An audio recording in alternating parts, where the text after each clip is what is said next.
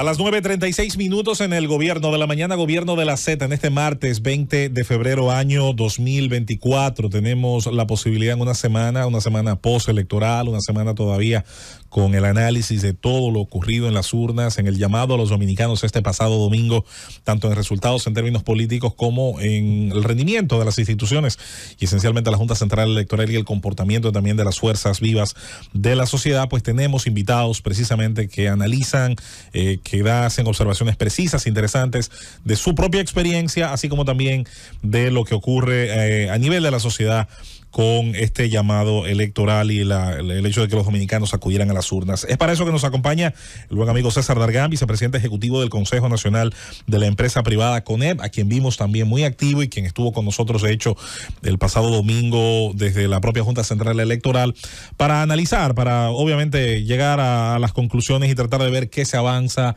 qué retos tenemos por delante. Muy buenos días y bienvenido, César, a este espacio, a esta cabina, donde siempre sabemos, eres bienvenido y tienes un espacio. Muchísimas gracias, José Luis, y para mí es un placer venir a esta cabina. Lo que no la están viendo en la completa dimensión, esta casa llena, con una muy representativa participación de muchos amigos.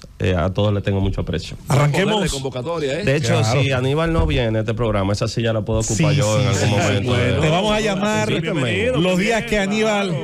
Te vamos a poner un segmento los días que Aníbal no esté. Excelente. Ahí está. Vamos a analizar la influencia de la música disco en la política dominicana. Excelente.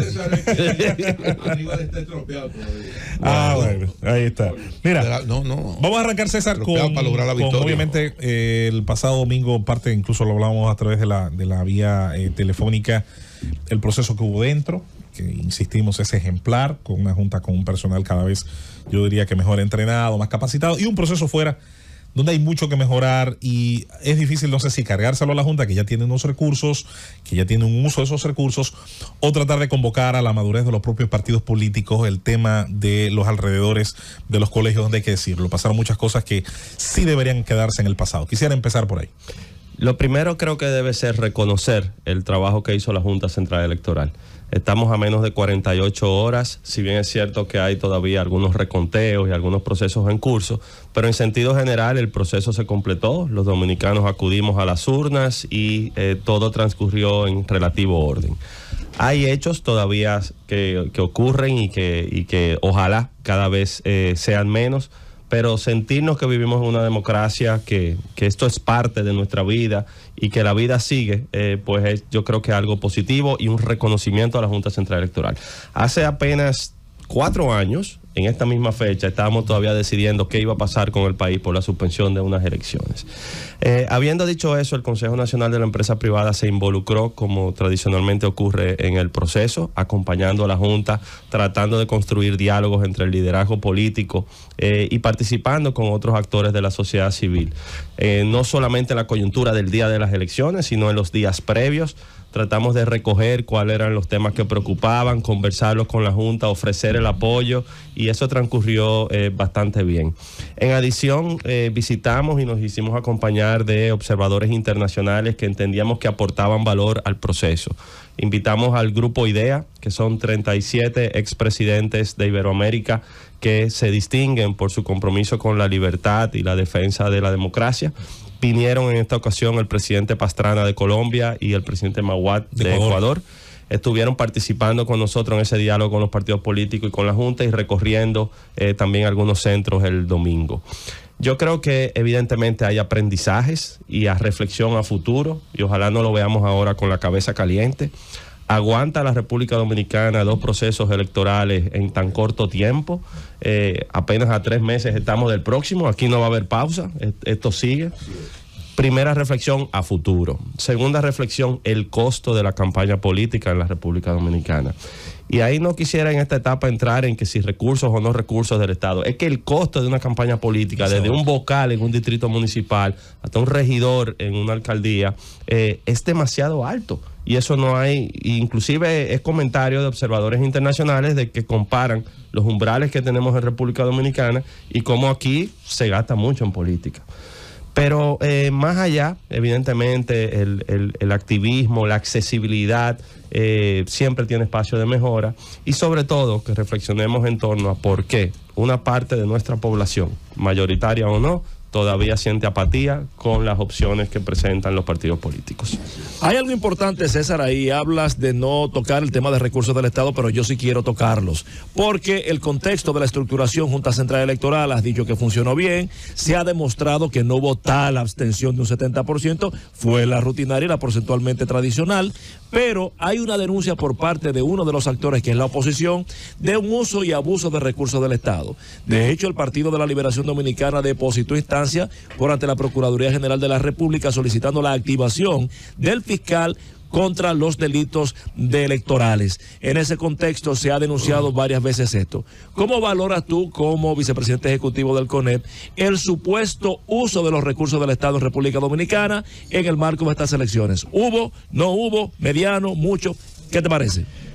Si vemos dónde estamos hoy, la República Dominicana experimentando algún nivel de avance. La ley de régimen electoral y la ley de partidos políticos al menos establecen umbrales de hasta cuánto pueden gastar los candidatos. Sin embargo, entiendo que se quedan cortas en dotar de las capacidades que tenga la propia Junta Central Electoral de fiscalizar el uso de esos recursos. Es decir, el músculo de que lo que dice la ley, pues se pueda efectivamente fiscalizar. El avance es que hemos ido regulando, pero cuando vemos en la práctica todavía nos queda un camino. Por otra parte, el fiscal electoral, si bien es cierto, estaba creado por ley, tuvo que venir la crisis de las elecciones del año 2020 para que los partidos políticos tuviesen que exigir que fuese designado. Y en esta ocasión ya operando, pero también qué capacidades reales tiene desde el Ministerio Público el fiscal electoral para atender las denuncias que se puedan presentar y actuar en consecuencia. Entonces, en la etapa actual, lo que debemos seguir es llamando a que por los mecanismos correspondientes se denuncie si hay alguna violación al esquema legal vigente, pero por otra parte, que cada vez más se garantice el uso y la procedencia de los recursos. Así como es perjudicial y dañino el uso de recursos del Estado en una campaña política, también es el de recursos ilícitos de fuentes que no están definidas y que poco a poco permean un sistema y hasta influyen en él. Entonces, sobre la base de eso es un tema a reflexionar entre toda la sociedad de cuánto cuesta la campaña, quién pone el dinero, para qué se usa el dinero y en consecuencia que se sancione quien lo utiliza de la manera equivocada. Darjan, vicepresidente ejecutivo. Ciertamente es bueno preguntarte sobre las elecciones, pero me gustaría irte a tu área de interés. El CONEP en su convención empresarial resaltó el aumento de las pérdidas de energía, el incumplimiento del pacto eléctrico, que las pérdidas se proyectaban a un decrecimiento para este tiempo de un 15% y mejor. Encontraron en 30, está rondando el 40, en algunas distribuidoras está muy por encima de ellos, aún recuperando el nivel de cobranza. El índice de actividad manufacturera ha estado cayendo, por lo menos la última registro publicado por Industria cayó, no por debajo de los 50 puntos, pero decreció. El crecimiento de la economía quedó por debajo de la meta de crecimiento, aunque fue muy cuidadosa. ¿Cuál es la perspectiva que ustedes tienen? Yo sé que tienes tus limitaciones porque, ¿verdad? Esos son temas, posiciones muy, ¿verdad? Que hay que consensuarla, pero no le preocupa a ustedes nada más eso. Las exportaciones también estuvieron por debajo. O sea, realmente hay indicadores que no nos dice a nosotros que estamos tan bien, tan bien. Querida Susana, tú siempre preparando adecuadamente tus comentarios y qué bueno que haces alusión a las propuestas estratégicas que hizo el CONEP en noviembre del año pasado, porque precisamente lo que tratamos fue salirnos de la coyuntura y ver al futuro, en el mediano y largo plazo, cuál es la República Dominicana que queremos construir. Eso no siempre es fácil, porque imagínense que nos pasemos aquí la mañana discutiendo que si en tal alcaldía o la otra se ganó por un voto o se perdió por un voto, o temas que son de coyuntura, cuando realmente hay aspectos que tienen que ser atendidos. Tú mencionas el sector eléctrico. Cuando la Convención Empresarial presentó sus propuestas, en esta ocasión colocamos al mismo nivel el desarrollo productivo que el desarrollo humano. Y dentro del desarrollo productivo identificamos el sector eléctrico como uno de los que debe ser priorizada su atención. Efectivamente, comparado con la convención anterior en el año 2019, las pérdidas de las distribuidoras rondaban un 30%. Ahora, al cierre del año 2023, rondan un 40%. No solamente no han disminuido, sino que han aumentado. Si nosotros llevamos esos a números, ese número puede ser por encima de los 1.200 millones de dólares y hay quienes los estiman en hasta 1.800 millones de dólares. Cuando ese tema lo mezclamos con el tema fiscal y vemos que año tras año la República Dominicana tiene un déficit que ronda el 3.5% de su Producto Interno Bruto y hasta un 5% cuando se incluye el Banco Central, pues estamos hablando de que las pérdidas de las distribuidoras pueden representar hasta un 40% del déficit que tiene la República Dominicana. Entonces, esto no es sostenible y realmente eficientizar la gestión y poder equiparar inclusive con avances relativos que hemos tenido, como una transición de nuestra matriz de generación a energías limpias, como una inversión que actualmente permite que la capacidad de generación vaya acorde con la demanda, pero que hay que planificar a futuro, porque si el país sigue creciendo, la demanda también aumentará. Eso no puede ser cuestión de una coyuntura. Entonces, has tocado temas que sí son de interés y cuando lo hicimos en noviembre, lo que quisimos fue dotar de contenido el debate de esta campaña política. Ojalá en los 3 meses que quedan, todas las opciones políticas discutan cuáles son los temas estructurales que necesitamos o fortalecer o corregir para construir esa República Dominicana que todos queremos. Las exportaciones, todo esto, ¿no te preocupan todos esos indicadores que han ido? Lo que pasa es que hay dos opciones, o nos preocupamos o nos ocupamos, y créeme que estamos bastante ocupados en todos esos temas. ¿Es el vaso medio lleno o medio vacío? Muchas veces para salir del pesimismo que puede causar la coyuntura local, hay que verlo desde una óptica regional o global. La velocidad en que el mundo ha desarrollado su economía en los últimos años post pandemia no es la misma a la que veníamos acostumbrados. La República Dominicana creció en promedio un 5.1% en los últimos 40 años y ahora hemos visto cómo su crecimiento no va acorde a esa proyección. Sin embargo, va muy por encima de la media de la región. Entonces, en el vaso medio lleno pensemos en el potencial que tenemos como país y logremos impulsar las reformas que se requieren para lograr esas metas. César Dargán, hoy te recibimos aquí en el Gobierno de la Mañana como un dirigente empresarial, vocero de una entidad empresarial muy importante en el país, pero yo te veo como un dirigente político de dilatada experiencia. Y entonces al dirigente político y vocero del CONES yo le pregunto, porque del resultado de las pasadas elecciones del domingo, lo que más ha llamado la atención, pese a que como relataba Khalil Michel, más o menos siempre es el mismo nivel, es el tema de la abstención. Ahora, yo vi esta mañana en la prensa internacional, prensa extranjera, que ese también fue el aspecto que resaltaron de las elecciones del domingo. El 53% de abstención en la República Dominicana. El CONEP, ¿qué lectura hace de esto? Sí, y definitivamente, y gracias Rosendo por verme en lo personal así, aunque... No, yo te vi chiquitico en el Partido Reformista. Así es. Pero el CONEP no es un partido político, pero creo que es una entidad muy comprometida con el desarrollo y con todos los temas que inciden en la República Dominicana. El tema de la abstención, y fíjense que es posiblemente lo que más se está discutiendo al día de hoy, tenemos que verlo en contexto. El número de personas, de dominicanos que no fueron a votar fue muy similar al que no fueron en las municipales del año 2020. Sí. Y se ha confundido ese tema de la pandemia porque recordemos que las restricciones no estaban en las elecciones municipales. Exactamente. Las elecciones municipales vinieron después de la suspensión de las elecciones de febrero. Pero todavía sin las restricciones. Entonces, la participación de los ciudadanos en las elecciones municipales no genera el mismo interés. Yo estuve revisando y en las elecciones presidenciales de los Estados Unidos del año 2020, la abstención rondó el 40%. Y cuando hablábamos ahora con el presidente Pastrana y Mawad, me decían, cuando en Ecuador o Colombia va el 30 o 40% de la población a votar, es mucho. ¿Qué significa eso? Esas son realidades de otros países y en la nuestra, la política y la pelota mueven al dominicano. El hecho de que la mitad de los dominicanos no acuda a las urnas, evidentemente debe ser un motivo de reflexión. Debemos preguntarnos si los partidos políticos, que son la base fundamental de nuestra democracia, su mensaje está conectando con la realidad social que tenemos en nuestro país. Y fortalecer y transformar y modernizar los partidos, porque siempre serán mejores que los oportunistas populistas que se presentan en una coyuntura procurando pescar en mar revuelto.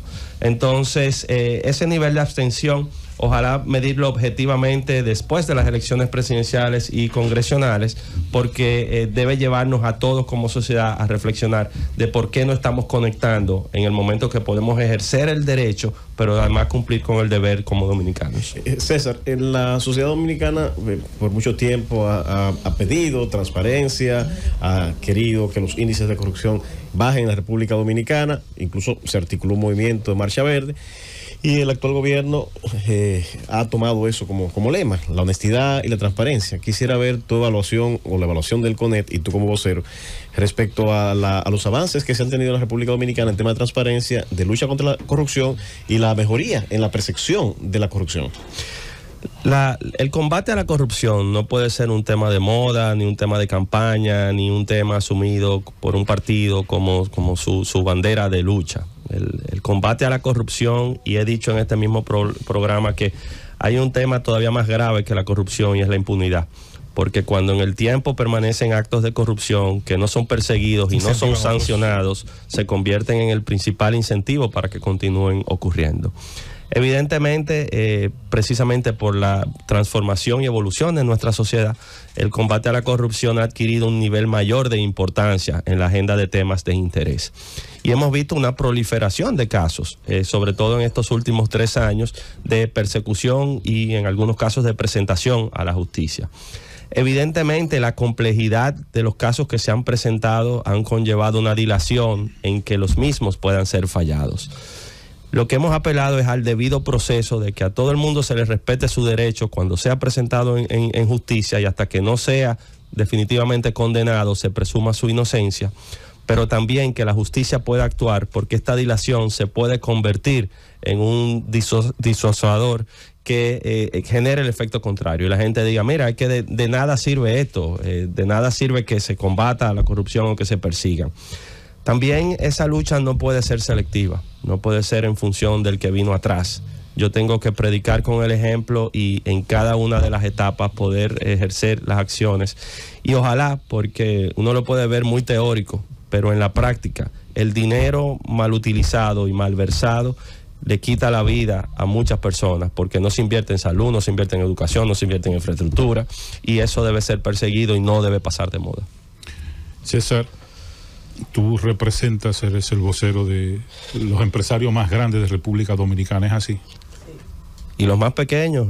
El CONEP hoy en día son 64 asociaciones y 76 empresas. Son 60,000 empresas de prácticamente todos los tamaños. Ok. Entonces, siempre se ha dicho que el sector privado, al que tú representas hoy, en esa dimensión, hace aportes a los partidos políticos. Pero nadie nunca sabe cómo se hicieron. Al menos yo no lo sé. ¿A quién le dieron tanto? O si le dieron o no le dieron, o aportaron, para no decir que le dieron. Yo como campesino embullado tengo un lenguaje un poco, ¿tú me entiendes? ¿Tú pudieras decirme cuáles aportes se han hecho a cuáles partidos en este momento y en qué consiste desde el sector privado que tú representas? Fernando, aspirando a ser también un campesino embullado como tú. Claro, vamos a hacernos todo y el domingo estuve en Santiago, en tu tierra, y visitamos algunos centros. Sí, evidentemente el sector privado aporta a la campaña política y te podría decir que aporta a todos los partidos y aporta de diferentes formas. Yo creo que las más recientes regulaciones que establecen limitación a los aportes de personas morales, es decir, de empresas, y los aportes de personas físicas también tienen un espacio de mejora. Si nosotros comparamos con jurisdicciones que funcionan, todo el mundo aporta y aporta a todo el mundo, pero tiene que declararlo, y lo tiene que declarar en doble vía. Eso es lo que te pregunto. El que lo aporta y también el que lo recibe. Entonces, en ese cruce, y ahí es que juega un rol una institución, por ejemplo, como la Junta Central Electoral, de fiscalización, que esa sea la procedencia y sea la vinculación, es que debemos esperar esos resultados en las declaraciones. Pero en cuanto a tu pregunta, sí se aporta y se le aporta a todo el mundo. Yulka, eso debe responderlo la Junta. Eso cada quien en función de su disponibilidad. Lo que digo es que sí, las expectativas han crecido. Lo que antes era $1, ahora son 100. Bueno, si y tú se no... habla tanto de transparencia y todas esas cosas, Pues lo que quieres saber. Dile a los No, pero candidatos son- que transparentemente digan. Pero son aportes. Pero él es representante de una institución. Vamos con Yulka. Pero la no institución está aporta, contabilizado, aporta a la Fernando. gente, No está contabilizado, Fernando. Son aportes de cada empresa. Está bien, pero te estoy Sí, pero Fernando, aportando. Eso no es un índice que tienen ellos que llevar, Claro. porque es una ¿Y por qué no? acción No. individual. No. Exacto. Ahora, la Junta sí lo tiene que tener disponible. El Yo hice- CONEP no gobierna lo que empresario y candidato de cualquier lado hagan. Ahora, Pero mi pregunta es basada en la prédica de transparencia. ¿Qué tiene de malo? O sea, No, tú tienes saber todo. Tienes toda la razón. ¿Hay algo Evidentemente. que ocultar? lo que no es Evidentemente al no hay nada que ocultar. Exacto. Y tienes toda la razón en la transparencia, Ya. pero la proporción en la que cada empresa decide hacer un aporte y a quién decide hacérselo es algo que no está contabilizado. Lo que sí debe ser fiscalizado es que cuando los partidos políticos presentan su declaración a la Junta Central Electoral y dicen yo recibí 10, ok, ¿de dónde vinieron esos 10? ¿Quién dio esos 10? Tiene ¿Cómo razón, pero funcionaron? Adelante, Yulka. Vamos No, con Yulka. ya para finalizar. No, pero lo que vamos pasa es que tú avanzando, dijiste, Fernando. tiene que saber el que da y tiene que saber el que recibe.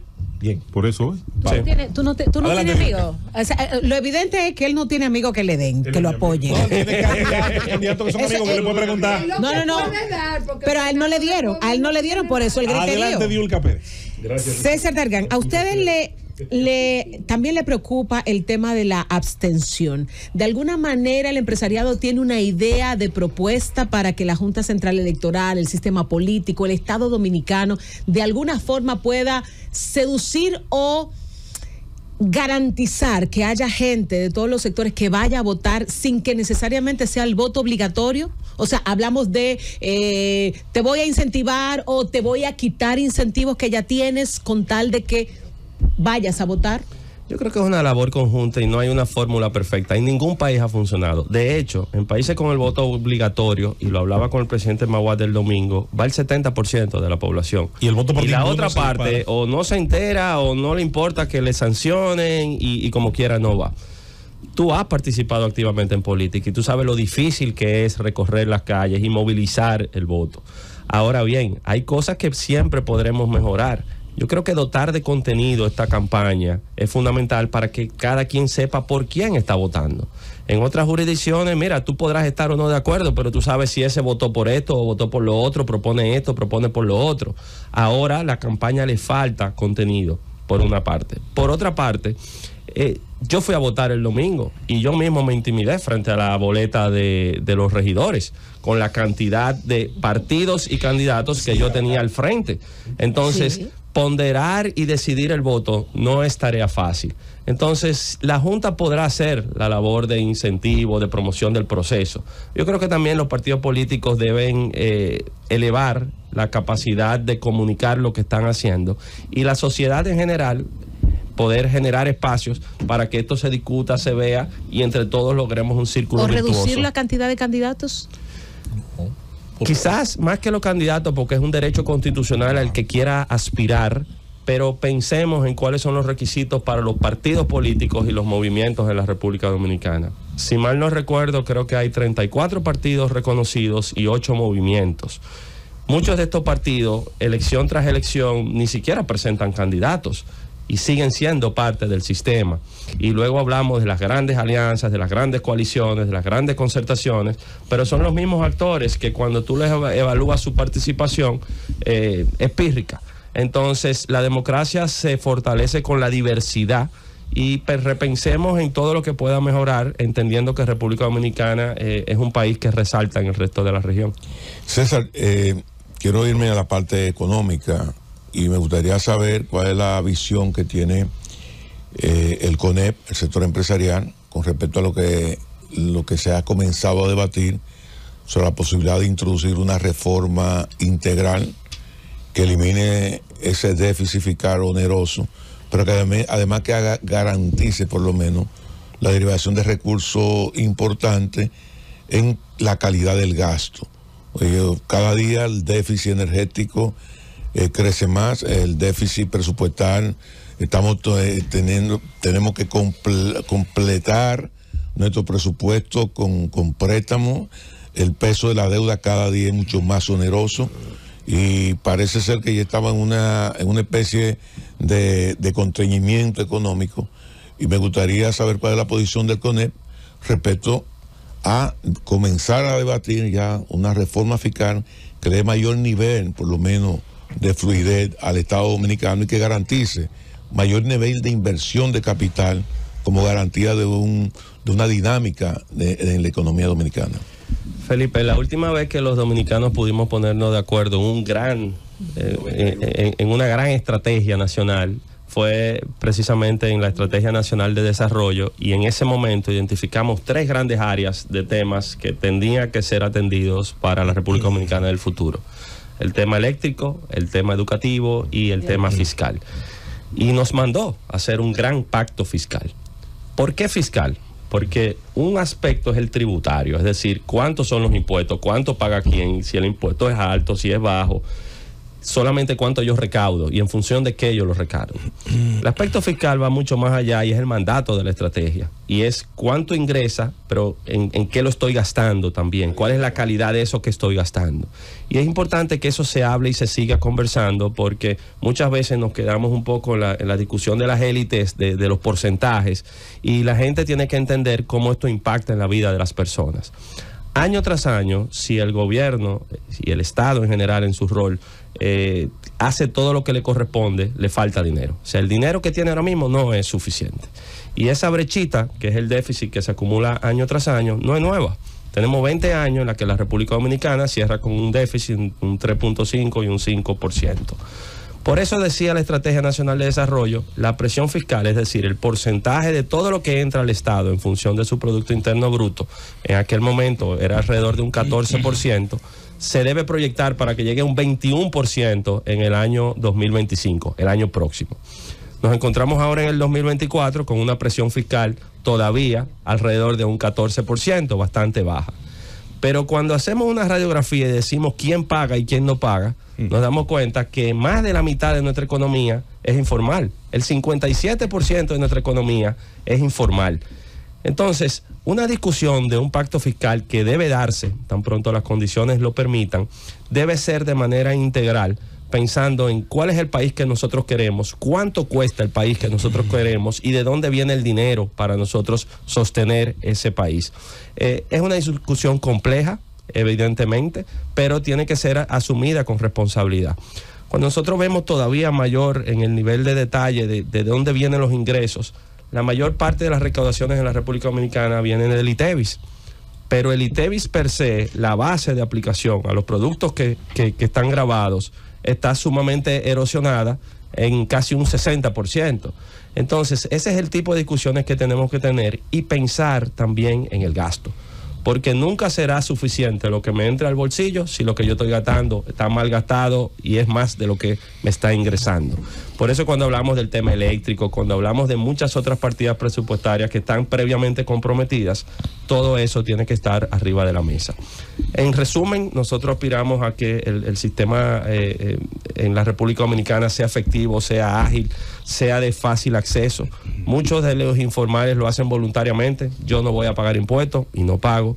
Otro por desconocimiento, otro por la complejidad de los formularios, de las declaraciones. Y el anticipo de la MIPYME, que es oneroso para poder desarrollarse. Claro, entonces transparentar y eficientizar el sistema es fundamental. Y ojalá cuando las condiciones lo permitan lo hablemos de manera objetiva, no solamente en función de cuánto yo estoy cobrando, sino también cuánto yo estoy gastando. Se ha hablado todo este proceso de pandemia y pandemia. En estos 3 años, mucho de inflación. Entonces se critican los subsidios sociales, los subsidios a los productores. Ayer el presidente en la semanal hablaba de un crecimiento de 15.4 del sector agropecuario. ¿Cómo tú entiendes que está el aparato productivo, como se dice tradicionalmente, nacional, que demostró mucha fuerza cuando el mundo estaba cerrado, autosuficiente en muchos rubros, incluyendo, ¿verdad?, el arroz y en momentos el sector avícola también? Cuando se compactó, pues pudo también suplir el mercado nacional. Si nosotros hacemos una fotografía, una radiografía de la República Dominicana, nos damos cuenta que tenemos un aparato productivo, una economía sumamente diversificada. Si nos comparamos con otros países, su economía es muy concentrada. Hay países que la mayoría de la motorización de su economía es, por ejemplo, el sector minero, o es el sector servicio, o es el sector industrial. Nosotros, cada uno de los sectores productivos aporta al Producto Interno Bruto. Eso ha sido una ventaja en el tiempo, sobre todo en momentos que se han enfrentado tantos retos globales, porque cuando cae un sector, lo cubre el otro. Sí. Nosotros, por ejemplo, el año pasado tuvimos una desaceleración de sectores como la minería o como la construcción en determinados momentos, pero tuvimos un auge importante del sector turismo, del sector zona franca, del sector industrial. No siempre ha sido así, esa no es la constante. Hay momentos en que por factores externos, por ejemplo, nuestro turismo se ha visto afectado. Casi no nos acordamos, pero recordemos la crisis de los muertos. De la bebida, tuvimos la pandemia, hemos tenido muchos temas que han afectado, pero luego también ha habido resiliencia de recuperación. Entonces, esa dinámica económica, que es una fortaleza que tenemos, es lo que debe ser fortalecido. Nosotros debemos cuidar lo que tenemos, construir sobre la base de eso, y una visión hasta ideológica, de que el Estado sea tan pequeño como sea posible y tan grande como sea necesario, que la actividad y el desarrollo del país precisamente venga de los sectores productivos, y mientras más actividad económica hay, más empleos se generan y más se dinamiza y permea en el desarrollo de todos los dominicanos. Julieta. Sí, César, tú has mencionado en dos oportunidades cuando te refería a la reforma, cuando las condiciones lo permitan. ¿Cuáles son esas condiciones que tienen que darse para que se sientan a hablar, a discutir eso y a tomar las decisiones que desde hace varios años venimos oyendo que hay que hacer esa reforma, Todos los temas que hemos hablado hoy se conectan, y qué bueno que has puesto tanta atención que ni yo me había dado cuenta que ya lo había mencionado 2 veces, pero hoy estamos a 20 de febrero. Y las próximas elecciones son en prácticamente 3 meses. Ahora, en una semana, inicia la primera legislatura de este año, que va a coincidir con la campaña política y va a terminar antes de agosto, que avance e inicie el nuevo periodo de gobierno. Yo entiendo que en una coyuntura electoral iniciar una discusión de esta envergadura no es algo recomendable, evidentemente. Por eso hablamos de cuando las condiciones lo permitan, porque definitivamente debemos agotar esta parte electoral, debemos hacer una convocatoria lo suficientemente responsable, que tenga en cuenta todos los aspectos que hemos estado hablando. Sería muy fácil una convocatoria para hablar cuánto más yo te voy a cobrar, pero también hablemos de cuánto y en qué se está gastando y dónde es que se está desarrollando este país. Yo creo que la madurez del liderazgo político y el compromiso de los sectores sociales, y puedo hablar en el caso del sector empresarial, estarían listos para esa conversación, y por eso he mencionado varias veces cuando las condiciones lo permitan. Bueno, vamos a hacer, con tu permiso, César, una pausa. Al regreso estaremos en una nueva ronda de preguntas y respuestas, pues mostrándole al público una vez más las experiencias que ha dejado este recorrido por las elecciones municipales, todos los temas relacionados al fortalecimiento de las instituciones y, por supuesto, la actividad del Consejo Nacional de la Empresa Privada, que, como muy bien mencionaste, está constituida por una gran cantidad de asociaciones y grupos, ya no solo como antes se creía de los grandes terratenientes y grupos empresariales, sino también de una buena cantidad también de empresas de otro tamaño y de otra consideración. Pausamos y volvemos con más en esta interesantísima entrevista en el Gobierno de la Mañana, en esta edición de hoy martes. Llévatelo, Cundo. El vicepresidente ejecutivo del Consejo Nacional de la Empresa Privada, CONEP. Y bueno, vámonos en esta oportunidad con una visión, una proyección que hacías hace un tiempo atrás, César, sobre la inversión privada para el año 2024, que ya de hecho va avanzando, aunque uno no lo crea, ya va más de una octava parte del calendario, pero mencionabas a final del año pasado que cerca de $30,000 millones podían de manera neta proyectarse para la inversión en República Dominicana. Hablaba Celso Juan Marrancini de en los próximos años tratar de incrementar también el número de empleos. Se hablaba de una cifra cercana a 500,000 para varios años. Y yo me preguntaba cuando veía esas cifras, si para lograr estas metas, u otras incluso, ¿por qué no más ambiciosas, no necesitábamos, César, ir en pos de profundizar lo que permitió hace ya 30 años atrás iniciar una gran era de prosperidad y crecimiento en nuestra política económica? La reforma que en 1992 le entregó a este país un código tributario, un código laboral y una reforma arancelaria liberal, unificadora de criterios, de reglas de juego, que parió la prosperidad de los 90 y que dejó sin duda las bases sentadas para la transformación del mercado dominicano. Después de ahí, todo lo que hemos hecho en reforma fiscal ha sido más crecimiento de la capacidad tributaria. No está mal, pero ha faltado lo otro. Yo me cuido mucho al hablar de números, por eso hace un momentito con Fernando decía que cada quien tiene que informar, sobre todo si no tengo acceso a la data. Pero en este tema de inversión e inversión proyectada, sí se hizo un ejercicio creo que bastante responsable. Excelente. Y nos fuimos a fuente oficial. Nosotros dijimos, mira, el Banco Central de la República Dominicana, que es a quien le corresponde presentar este tipo de cifras, presenta un informe de formación bruta de capital. Y formación bruta de capital es todo el dinero que en un año se mueve en una economía, comprando insumos, construyendo, adquiriendo propiedades. De todo ese dinero es dentro de la tríada de inversión y producción menos consumo. Inversión y producción. O sea, se le quita cuánto te corresponde al consumo, cuánto se está comprando y cuánto se está invirtiendo. Eso lo publica año tras año, periódicamente el Banco Central. De esa publicación dice el 90% de ese dinero que se mueve en la economía, que se invierte, lo hace el sector privado. Y ese número, a finales del año 2022, rondaba los 37,000 millones de pesos. 37,000 millones de dólares, perdón. Sí. Comparado con quizás 3,000 millones, 4,000 millones por parte del Estado. Nosotros hicimos una proyección sobre cifras duras, que son esas, y dijimos, mira, si la economía dominicana crece a un ritmo que ha sido al ritmo promedio de los últimos años, que es un 5%, y tú duplicas la capacidad que tenga el sector privado de seguir invirtiendo, en ese crecimiento exponencial de un 10% anual, nosotros podemos llegar hasta 50,000 millones de dólares en los próximos años. Por otra parte, dijimos, mira, el mercado de capitales actualmente tiene bajo custodia 45,000 millones de dólares. Si ese dinero que está actualmente colocado principalmente en el sector público se pudiese diversificar una parte y al menos 10,000 millones de dólares ir orientados a los sectores productivos, tenemos otra fuente importante de recursos.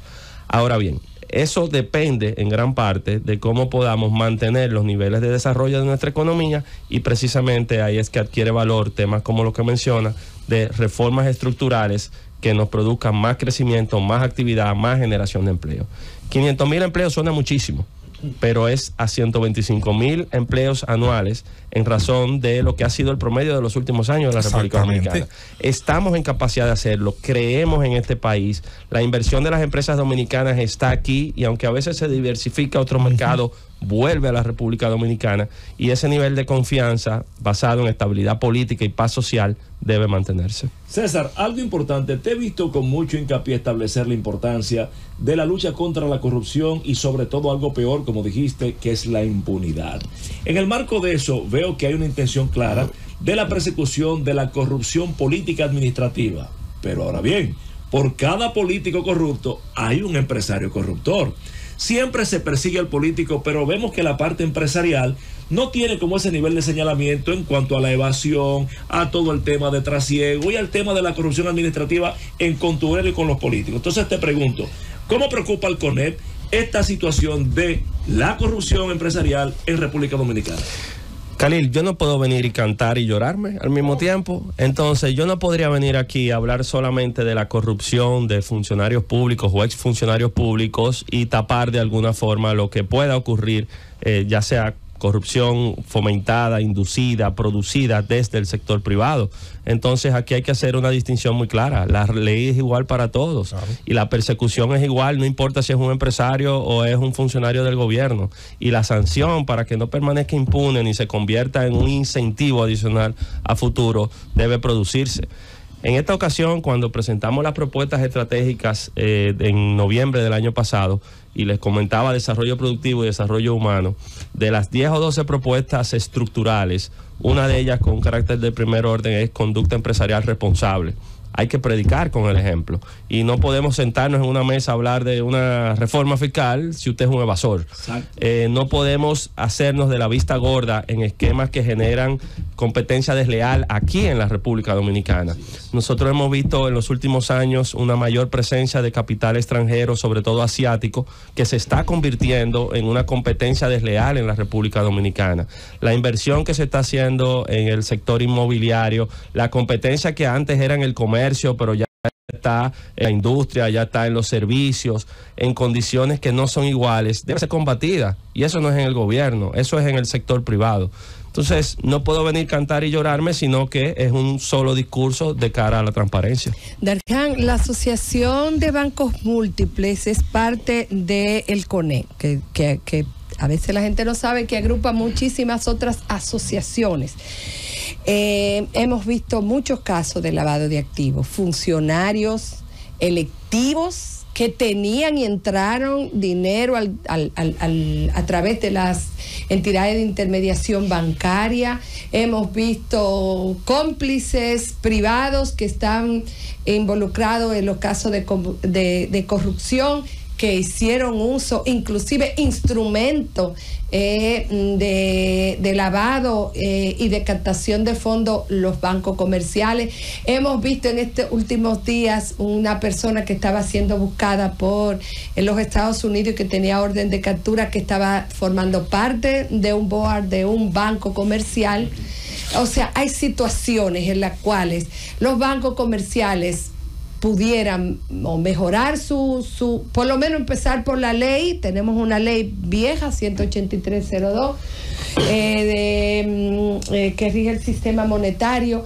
¿No quieren ustedes, junto con la reforma fiscal, un poco ver cómo reformar esa ley, darle un poquito más de responsabilidad a la supervisión y a la regulación que debe hacer la Junta Monetaria con la Superintendencia de Banco en virtud de su ley 183 y en virtud de la ley 155 como sujetos obligados especiales que son? Y como que no se menciona, todas esas violaciones no han podido hacerse fuera de las entidades de intermediación financiera, que ni siquiera son involucradas, ni son llamadas, ni son mencionadas. Además, la gente ni la ve. La gente no ve la participación o no la participación, la vulnerabilidad que tuvo el sistema que permitió todas esas violaciones. Cuando nosotros vemos el sector financiero de la República Dominicana, posiblemente uno de los sectores más regulados que tenemos, y precisamente a partir del Código Monetario y Financiero.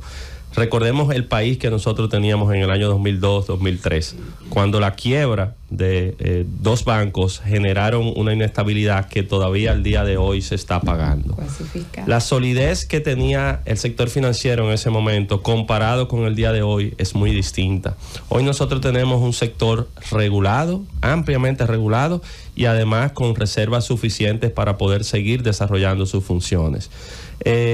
Si en alguna ocasión hay algún comentario al respecto, yo creo que la introducción que produjo la ley de lavado de activos, de ampliar quiénes son los sujetos obligados y qué tienen que cumplir, no solamente aquí en la República Dominicana, porque aquí están las unidades correspondientes de fiscalización y seguimiento. Sin embargo, somos parte de una serie de convenios internacionales, como Gafilá, por ejemplo, y otros, en los que ya no es solamente que nosotros decidamos o no, es que no harían negocios con la República Dominicana.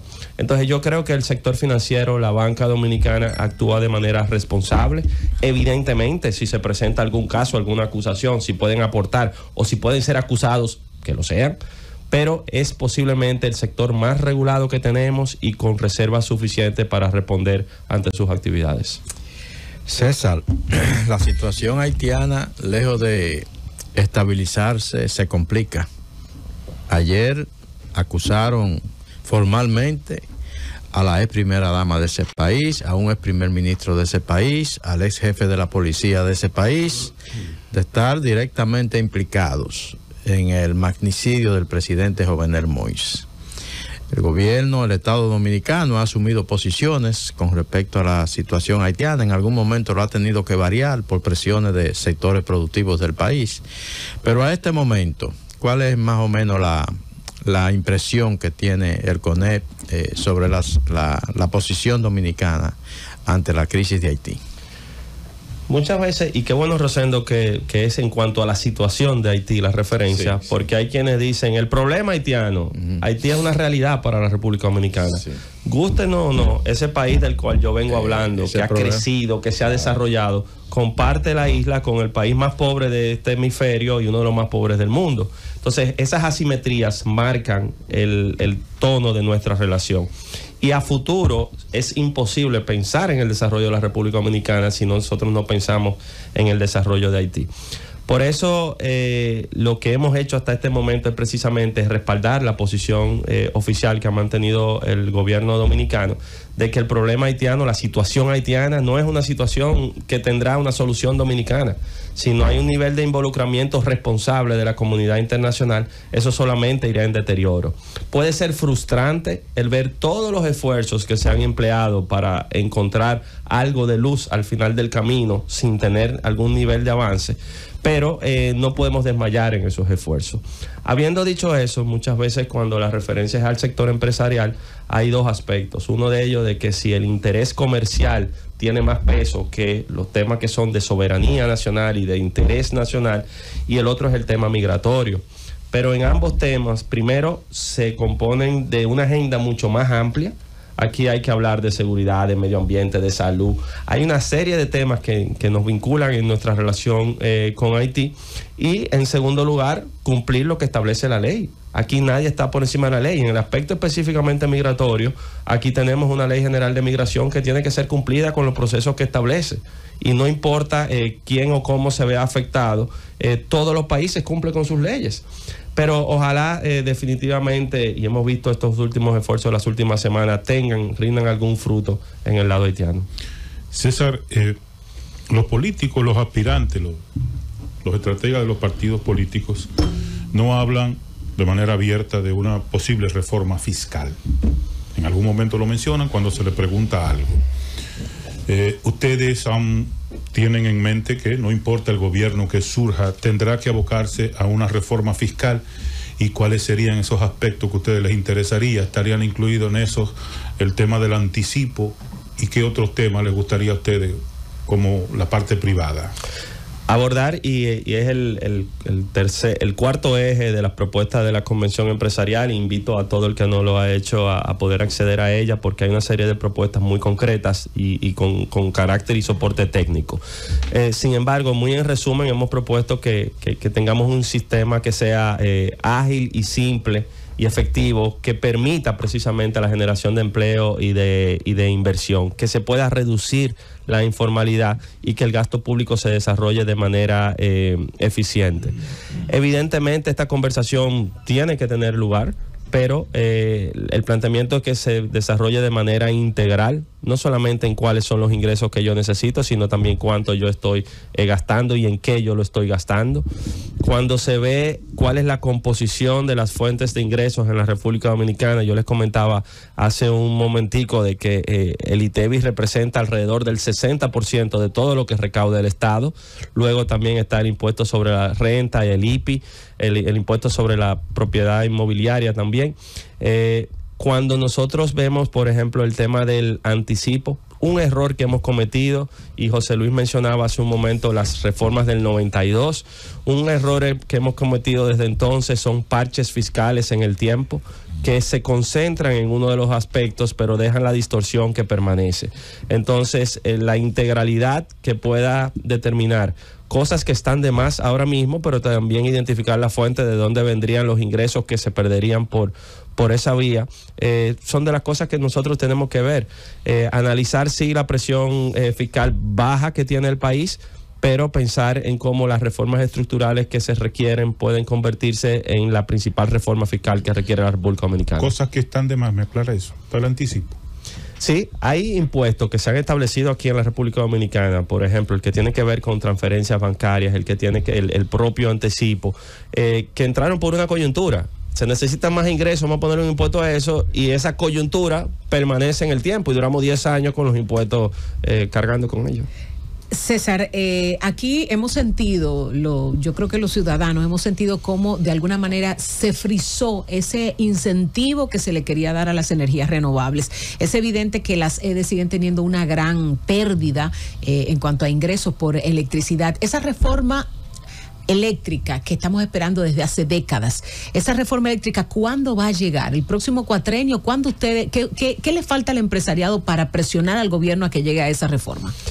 Yo diría que más que presión, porque el propio gobierno no puede sostener la situación que hemos venido empujando con el sector. Pero tenemos 20 años diciendo que no la puede sostener y la sigue sosteniendo. Sí, pero ha llegado a unos límites que ya no hay forma. Entonces, en el año 2021 se firmó el pacto eléctrico que estableció una hoja de ruta. Esa hoja de ruta ha tenido un nivel de cumplimiento en algunos aspectos técnicos. Uno de ellos podría ser la reorganización o el restablecimiento de las funciones orgánicas que tienen las diferentes instituciones que rigen en el sector. Sin embargo, cuando vemos los números, esto es alto nivel de preocupación. Hablar de 1.500, 1.600, 1.800 millones de dólares como si no fuera nada es algo que no puede seguir en el tiempo. Entonces, ha habido avances, en gran parte por esfuerzos públicos privados. Por ejemplo, muchas personas desconocen de que la matriz de generación aquí en la República Dominicana, y nuestro problema no es de generación, es público-privada. Hay una participación todavía del Estado en las empresas que fueron capitalizadas y la gestión es por parte del sector privado. Hemos tenido una evolución por inversión hacia energías renovables.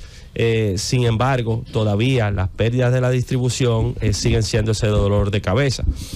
Hay compromisos establecidos en el pacto eléctrico de hace apenas 3 años que tienen que ser cumplidos, y tienen que ser cumplidos lo antes posible, porque ya no es solamente el sector eléctrico, es su impacto en el sector productivo, pero sobre todo su impacto en las finanzas públicas. César, uno de los pocos países que a veces nos dice a nosotros, miren, vamos a sembrar acacia, que eso nos deja mucha producción, y de repente comienza todo el mundo a sembrar acacia y termina la tierra dañada de acacia. O nos dicen, hay que sembrar aguacate. Sembramos aguacate y después los aguacates se olvidan de los aguacates. Ahora nos han dicho, vamos a invertir en energías renovables. Toda aquella persona que pueda instalar paneles de energías solares en su casa, no hay ningún tipo de dificultad y no hay ningún tipo de problema. Bueno, pues resulta que ahora hay problemas con gente que han instalado sus paneles de energía renovable en su casa, por el tema de la potencia. Entonces, gente que tiene una potencia, por ejemplo, de 8 kilos, de 10 kilos, y ya no le están cobrando por la cantidad del consumo que tiene, sino que lo que le están es cobrando por la cantidad de potencia que tiene.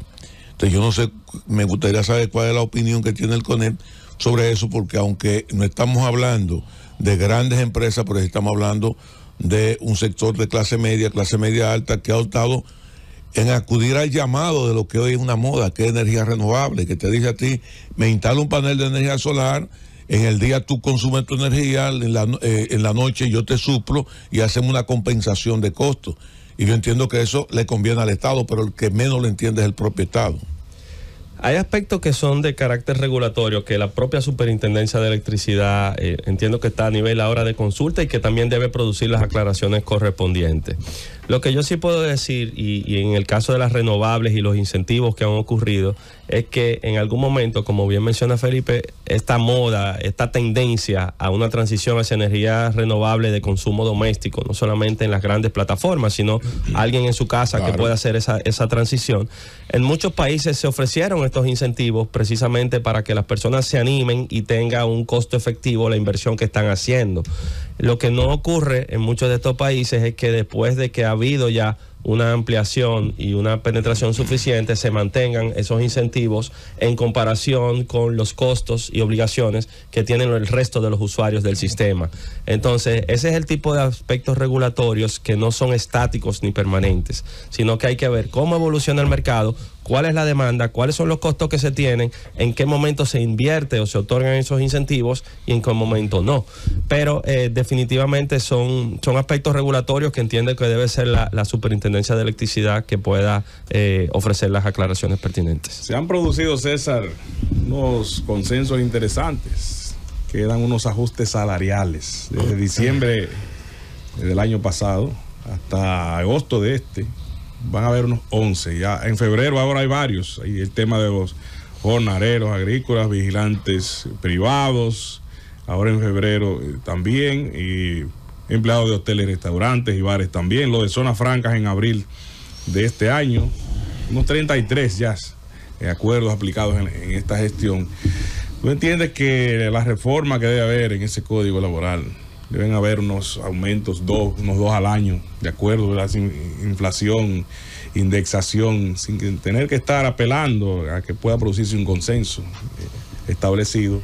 Si crees que lo aguanta el sector productivo del país, y cómo valoras todos estos esfuerzos del Comité Nacional de Salarios. Ese tema, Abel, hay que asumirlo igual con la misma responsabilidad y de manera frontal. Lo que ha ocurrido es que en los últimos 2 años, no solo desde el año pasado, sino desde julio del año 2021, con el ajuste del salario del sector no sectorizado, de un 24% en ese momento y posteriormente 19% 2 años más tarde, conjuntamente son 2 de los ajustes más altos que hemos tenido en la historia reciente y más en el proceso de recuperación post-pandémica. Ahora bien, ¿estamos satisfechos con eso? Como dominicanos, ¿podemos sentirnos cómodos con el salario? La respuesta es no. Por eso el planteamiento que hemos hecho es que nunca será suficiente un ajuste porcentual al salario mínimo nominal, es decir, cuánto le entra a una persona, 15,000, 20,000, 25,000 pesos. Eso no es suficiente si no trasladamos la conversación al salario real. ¿Cuántos son los ingresos que requiere una persona para poder desarrollar en condiciones adecuadas su vida? Entonces, eso conlleva muchos otros aspectos. ¿Cuánto se paga de impuestos? ¿Cuánto recibe de salud? ¿Cuánto tiene la electricidad? Inflación. En conjunto, ¿cuánto que lo está haciendo? Lo que sí creo es que hay un nivel de conciencia y de responsabilidad alto en el sentido de no escatimar esfuerzos en mejorar las condiciones de los colaboradores, pero al mismo tiempo reconocer que es una tarea inconclusa. Y evidentemente, si nosotros vemos el total de los empleos en la República Dominicana, de cada 100 empleos, 86 los genera el sector privado. Y eso lo genera desde el pulpero y el colmado y la farmacia hasta la gran empresa, el banco y la industria. Claro. Ahora, hablaba hace un momentico de un 57% de informalidad en nuestra economía. Entonces, cuando vemos los empleos formales, los que cotizan en la seguridad social, de cada 100 empleos, 70 los genera, un poco más de 70 los genera el sector privado. La idea es que cualquier reforma que tengamos empuje hacia la formalidad, logremos un sistema que funcione mejor y al final del día todo el mundo se beneficia. Y termino el aspecto laboral precisamente con el comentario de que nuestro código laboral es del año de 1992. Exacto. Ahora cumple 32 años. Es un código de un país que ya no existe y que en muchos de los aspectos se ha quedado rezagado. Y no me refiero a los más sensibles ni controversiales. Cesantía, por ejemplo, es un tema que tenemos que hablar y conversar cuál es el modelo que más conviene a la República Dominicana. Trabajo remoto digital. Sin eliminar los derechos adquiridos de los trabajadores.